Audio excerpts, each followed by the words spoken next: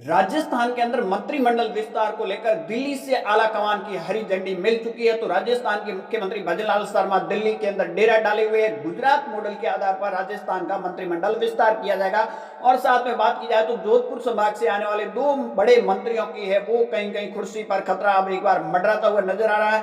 और दोनों के दोनों मंत्री दिल्ली के अंदर बीजेपी के बड़े नेता से मुलाकात करते हुए नजर आ रहे हैं। तो इनकी जगह दो नए जोधपुर संभाग से जो विधायक है उनको मौका मिलता हुआ नजर आएगा।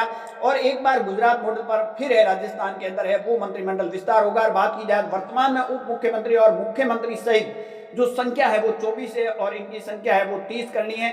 और पिछले कई महीनों से कयास लगाए जा रहे थे, परंतु आखिरकार अब है राजस्थान के अंदर मंत्रिमंडल विस्तार हो रहा है। बात की जाए तो मंत्रिमंडल विस्तार का जो खाका है वो गुजरात मॉडल पर ही तैयार किया जाएगा। गुजरात के अंदर सभी मंत्रियों का एक साथ इस्तीफा लिया गया और उसके बाद में सभी को है वो दूसरे दिन है वो मंत्री पद से मंत्री पद की है वो शपथ मिलेगी। बात की जाए ज्यादातर युवा चेहरा भी सामने आए तो पटेल समाज के करीब 10 विधायकों को गुजरात के अंदर जगह मिली।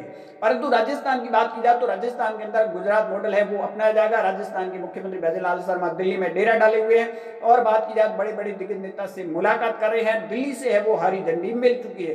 दूसरी और वसुंधरा राजे सिंधिया भी अपने समर्थकों विधायकों को है वो कहीं कहीं मंत्रिमंडल में शामिल करने के लिए है वो अड़ी हुई है। तो उसको लेकर इतने दिन तक है वो मंत्रिमंडल डिले हुआ।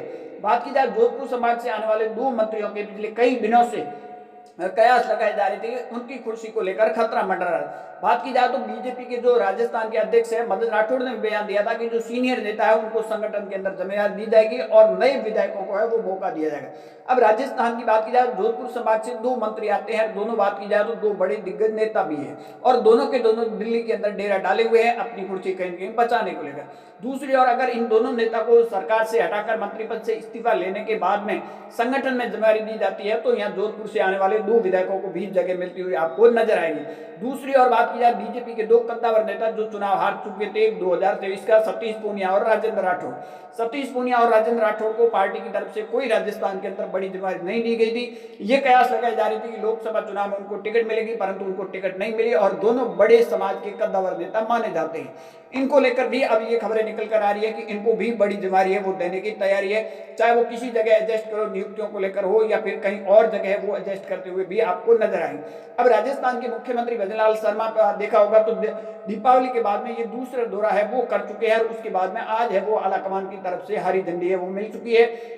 बात की जाए तो राजस्थान के अंदर वर्तमान में जो 24 मंत्री और उप मुख्यमंत्री सहित है इनकी संख्या है वो 30 होनी है, परंतु इन सब के बीच में कई नए विधायकों को भी मौका मिलेंगे। तो जोधपुर संभाग से दो विधायकों को भी इस बार मंत्रिमंडल में जगह मिलेगी। पिछले मंत्रिमंडल की बात की जाए तो उस समय भी है वो दो मंत्री जोधपुर संभाग से थे और इस बार उन दोनों को अगर हटाया जाता है तो दो नए विधायकों को है वो मौका है वो मिल सकता है। परंतु ये कहीं न कहीं इस बार राजस्थान के अंदर जो मंत्रिमंडल विस्तार होगा वो गुजरात मॉडल पर ही आधारित किया जाएगा।